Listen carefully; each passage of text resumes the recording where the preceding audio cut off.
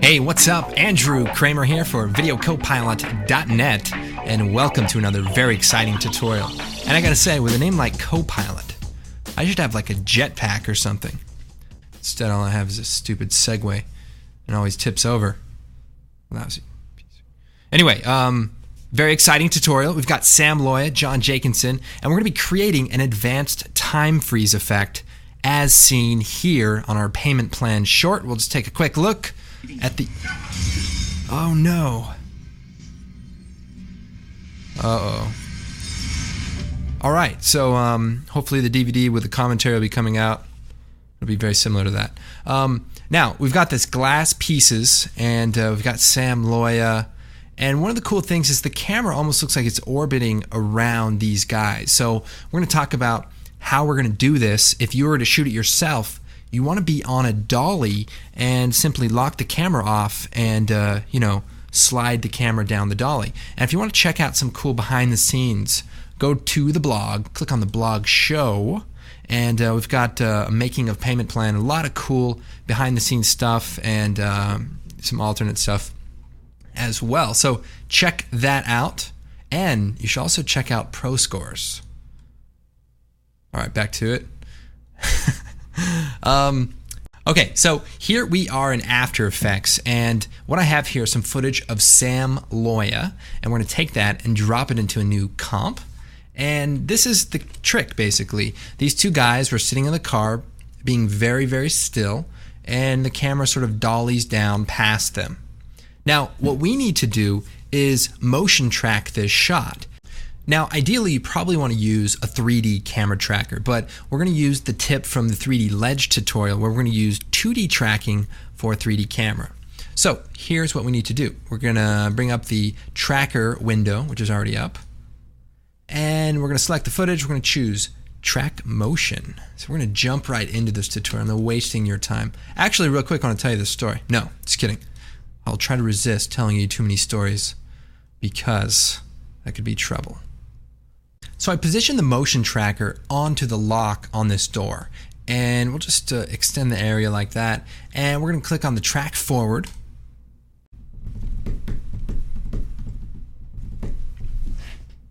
Alright, so it's done tracking, and what we want to do is create a null object, and this will be a placeholder for our data.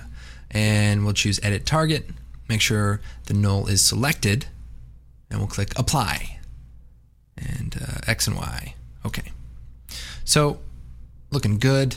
We're going to be doing a couple of different things here. First, we want to make a camera. So I'll choose Layer, New Camera, and we're going to make it 24 millimeters since that's pretty close to what we shot with. And okay. Now, the thing about this is we want to create a camera that's in 3D space from this 2D track. So check out that 3D Ledge tutorial for a little bit more in-depth information. But here's basically what we're going to do. We're going to hit P, which brings up the position for that null that we just tracked. Then we're going to hit A, or Shift A, and we basically want to select all the position keyframes, edit, copy, and then click on the anchor point and choose Edit, Paste, and then just uncheck the stopwatch for the position, and so that we just have anchor point position offsetting. And then if we parent the camera to that null object, then we can actually create a 3D camera. Now, it may be hard to see here. Now, we're going to be creating some glass, but this technique can really be used for a lot of things. For example, I could take some text here and scale it up, and we'll make it a 3D layer, and maybe we'll move it over here and rotate it in 3D space a little bit. And check this out. We've actually got almost like 3D floating text there because we've tracked this layer. And we could do things like, we could duplicate this and maybe make a copy down here. A couple of those. Nice. And, maybe just reposition them a little bit. It's kind of hard to tell where things are in 3D space, but you can actually do some pretty cool stuff with a simple 2D, 3D tracking trick. So this guy's looking pretty good. Anyway, so think about that, and then real quick, while we're here, you can throw that on there.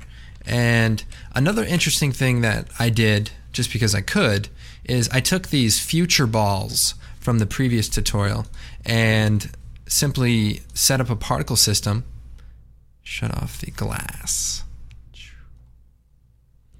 And basically, I've created the same exact effect. We could turn the depth of field on and check it out.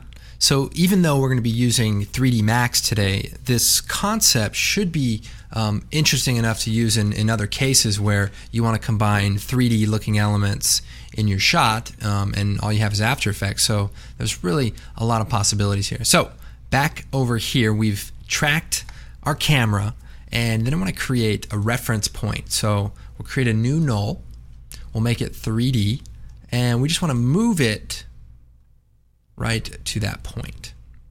And this will be just our reference point. So the next thing we need to do is bring this into 3D Max. So what we're going to do is run a script called the AE 3D export script. So run that, and it pops up this cool box. And by the way, if you head over to aeenhancers.com, it's a great little community for expressions, scripts, presets. I read that right on the banner. And check this out.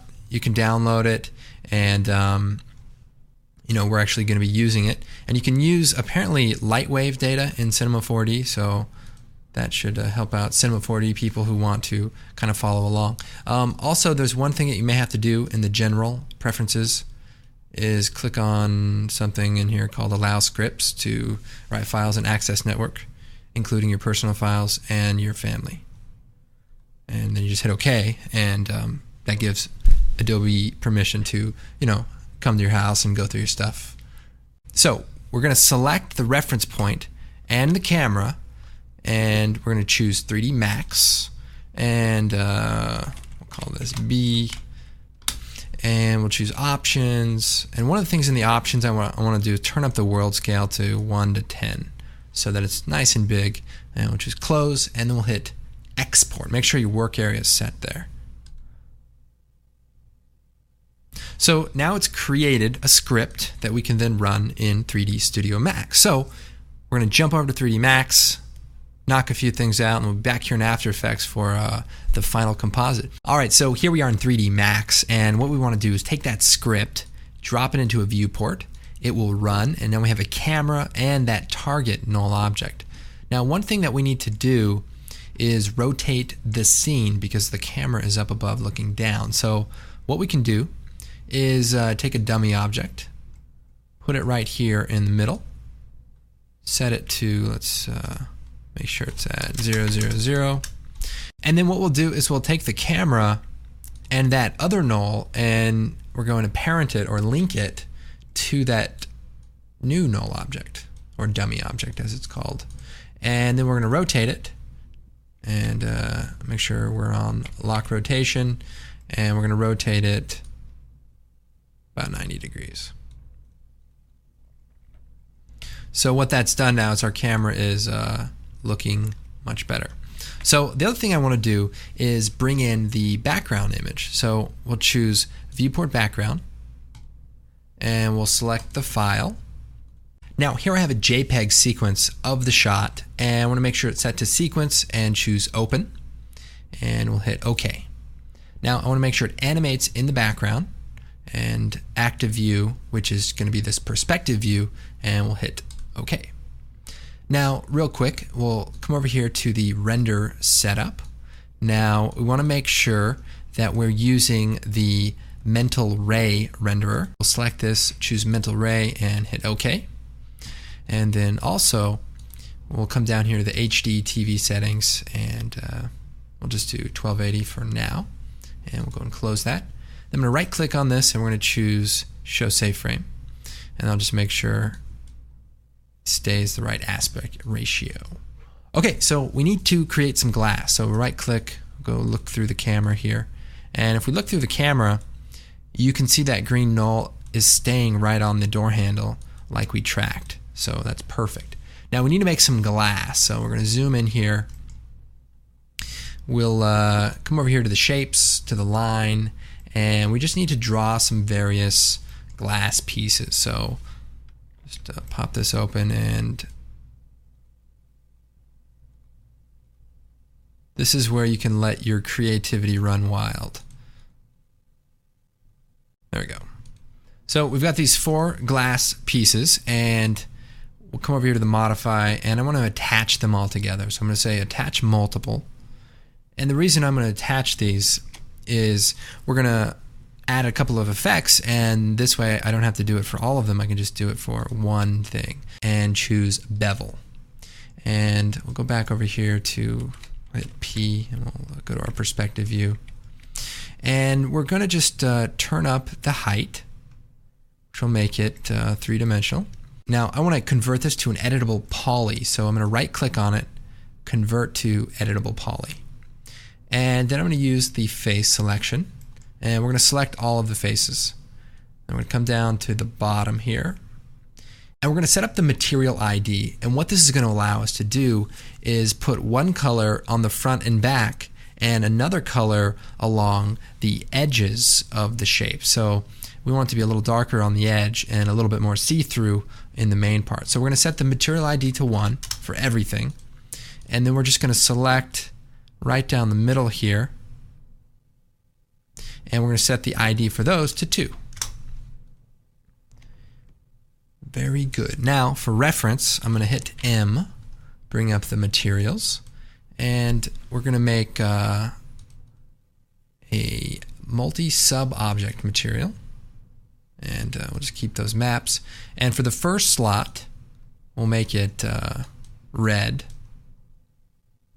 and we'll go up, and for the second slot we'll make it blue. And so if we apply this to our shapes here, you can visually see what I was just talking about. Now another thing I want to do is break the pieces up now that we've created them. So we'll take the object element selector, select each piece, and just choose detach. Yes, detach. Detach. And then what I'm going to do is unselect that.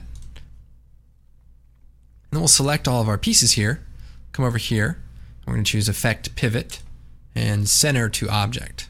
So now they have an independent center point. And finally we're going to group those objects together. Let's call it glass and hit OK. And we can just I don't know, move this out of the way. So we'll go to the view through the camera. And next I want to create a particle system. So we'll hit the number 6. And then I'm going to right click, choose New Particle System, Standard Flow.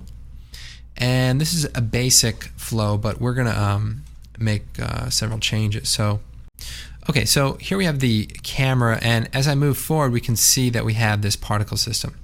Now if I select the particle system, I can align it to that null object that has our reference point right on the door handle. And we'll just move it over to XYZ and we'll hit OK. And then we can actually rotate it. Let's see, we'll zoom in here. And we'll rotate it so that it's sort of pointing out towards the camera, which would be this way.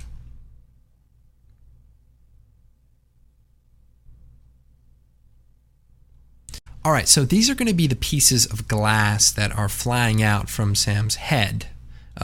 So what we want to do, I'll close that for just a second, is we want to take this particle emitter and turn the size up a bit so that it's roughly the size of the window, perhaps.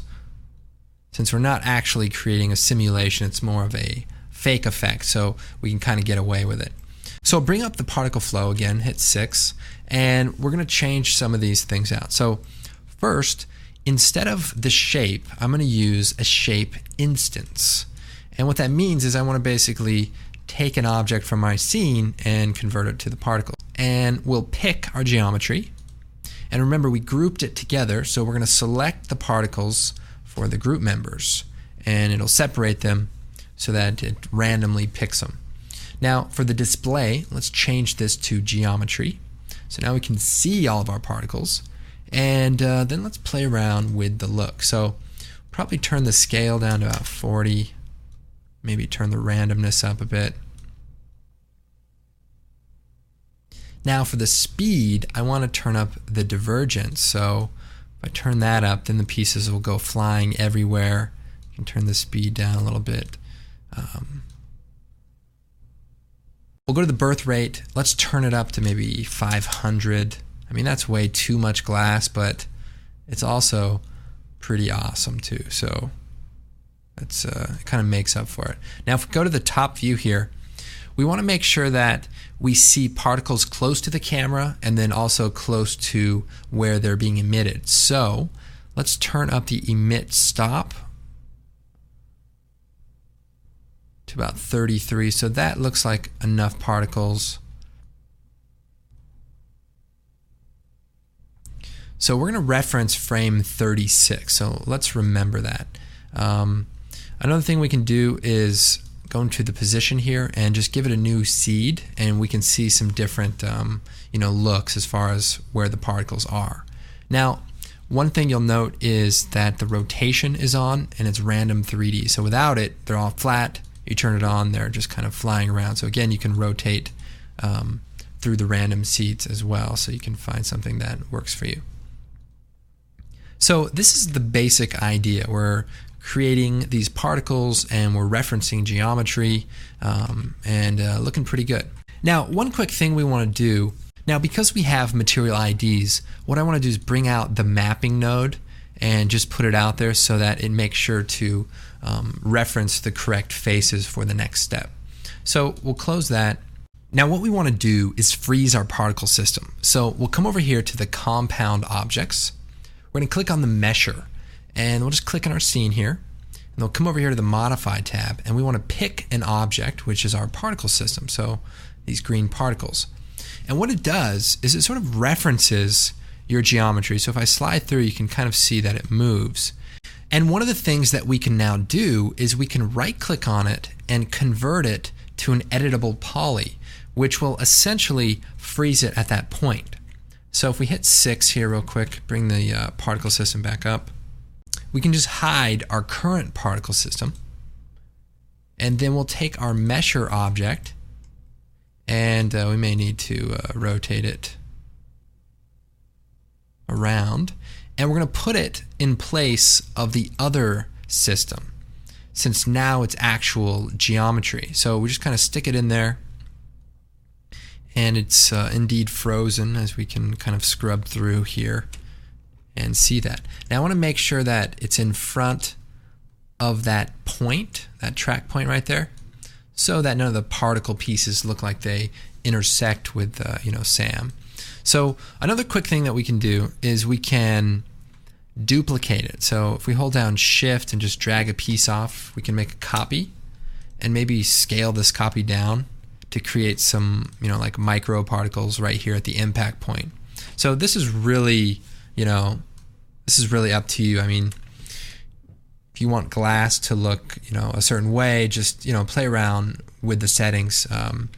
Now the other cool thing about this mesher object is that if we select the object, we can go into the elements and we can actually move some of the particles around. So this one looks like it might intersect, or these pieces look too close to the camera. I can just delete them, move some stuff around so that you can have a shot that, let's say, that's pretty good. Let's see what happens when we take our material. Let's make sure that it inherited the mapping, and it looks like it has. So these particles are certainly patriotic, but I think we want to do something that looks like glass. So we'll click on this second slot here, and we're going to create a glass material. So first thing we're going to do is we're going to set the color to be black, or really close to black.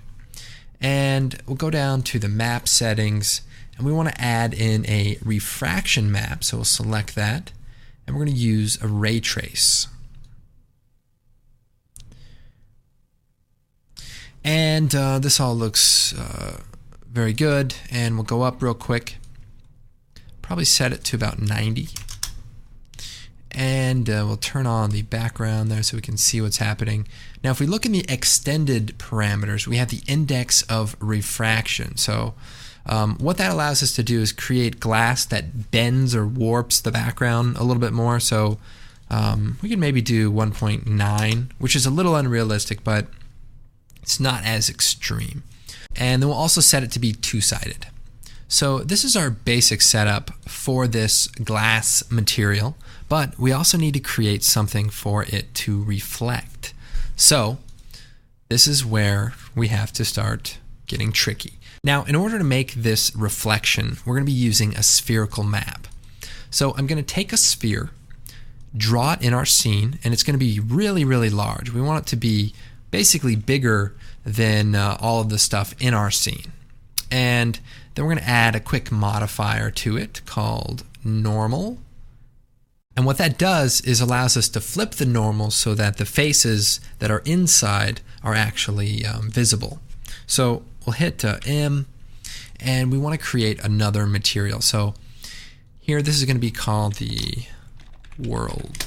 And we're going to click on the diffuse slot, and we're going to double click on the bitmap to load a picture. And we have this garage reflection JPEG. Now it is just a regular picture, although we did make an HDR, the JPEG works just as well. And we'll open it up, and we're going to go ahead and set it to a spherical environment, and we're going to drop it onto the sphere.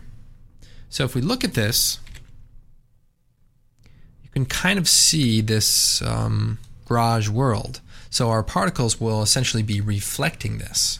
So we'll go ahead and hit camera. Now, one other thing I want to do to this glass is add a quick bump map. So we'll select that, and we'll add a noise. And what this will do is just give the glass a little bit of an uneven surface so that it doesn't look like a perfectly flat piece of glass, since it's sort of a rounded window. All right, let's go and make our alternate material. So we'll just drag this over, and we're going to call this glass dark, and we'll set the refraction down to about 50, and that just makes the material a little darker. We can play around with the the filter color and see if we can kind of get an interesting look, but that should work for the most part. So then we'll come over here to our multi-sub-object material, and we're going to take our first glass material and put it into slot number 1, and that changes it. And then we'll take our second material and put it into slot number 2, and that changes all of those pieces. Now let's render out a quick frame. So we'll go to the render settings and shut off the enable final gather, and we'll just hit F9. So we have our basic setup. We have our glass pieces, and we have this background reflection, but I don't want to see the reflection. I just want it to be there. So then I can right click on the sphere, go into the object properties, and uncheck visible to camera. And that way it's visible to the reflections, but we won't actually see it. And then we can set it to display as a box so that it doesn't even interrupt our scene. So if we hit F9 again, then we just have our little pieces, and much better.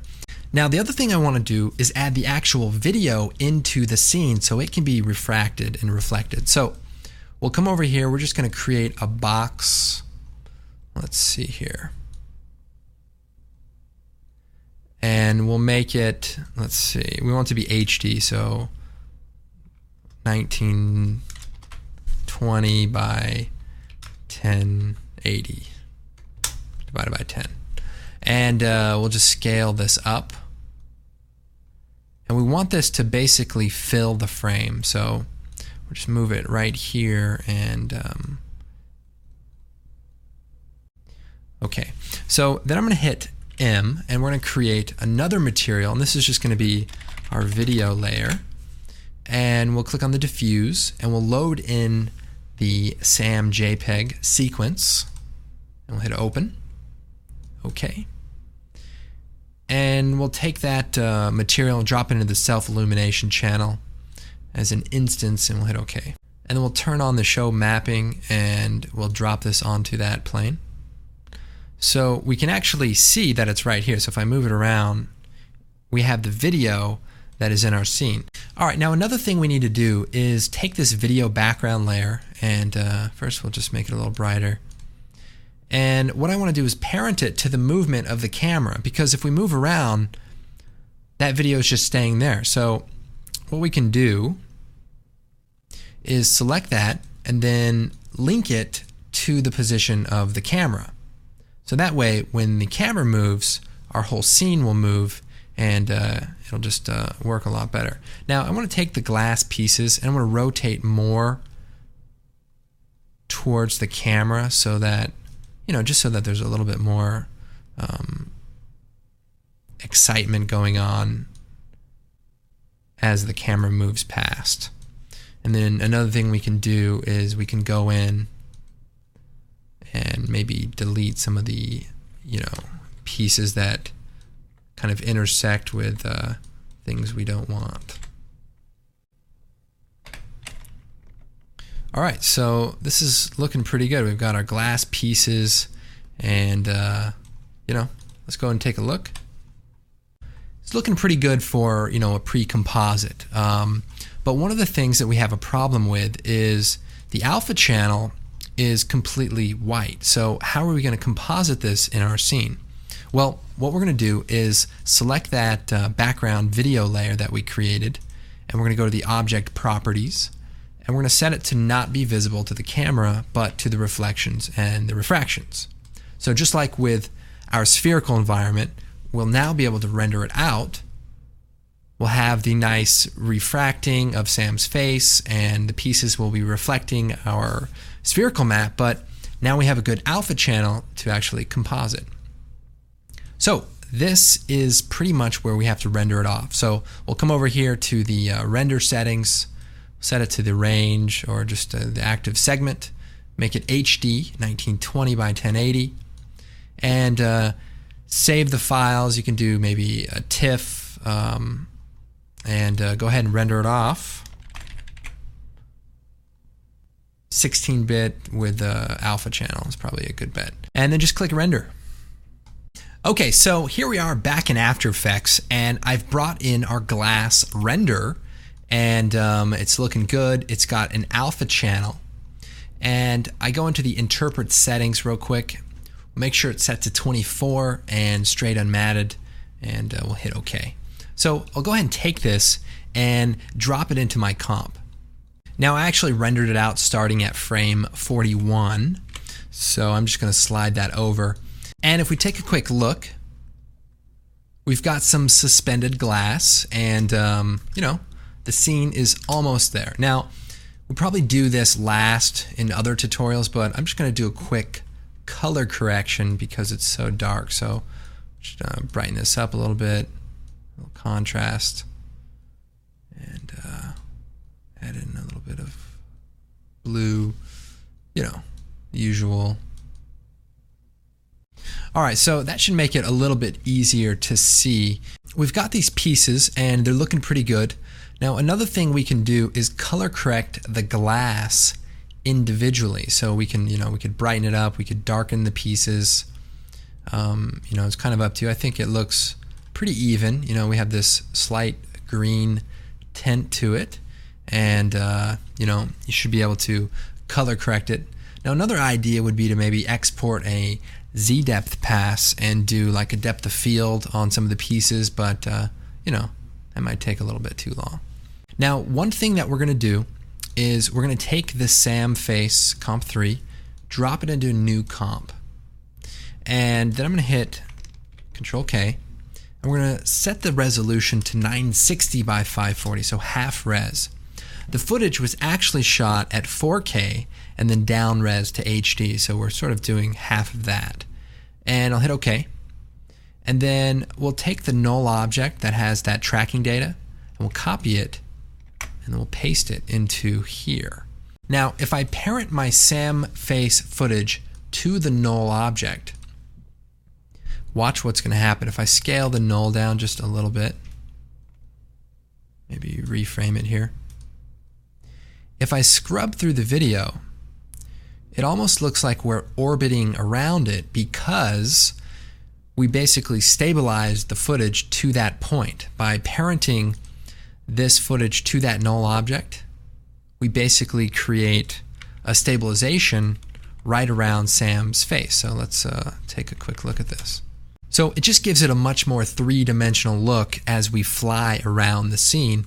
But the real power of this is the ability to integrate 3D elements and objects into your shot using that cool 2D to 3D tracking method that we did earlier. So really think about all the different things that you can do. It doesn't even have to be a time freeze necessarily, but just some, elements that are suspended. I hope this tutorial has been useful. Of course, check out the blog. We've got a lot of cool experiments and a lot of interesting posts from time to time, and also the forum. So if you're using Maya or Cinema 4D and you're not quite sure how to translate some of the steps or whatever, feel free to post a topic, and there's a lot of great people on there that I'm sure be willing to help out. Be sure to check that out. I'm Andrew Kramer, and we will see you next time.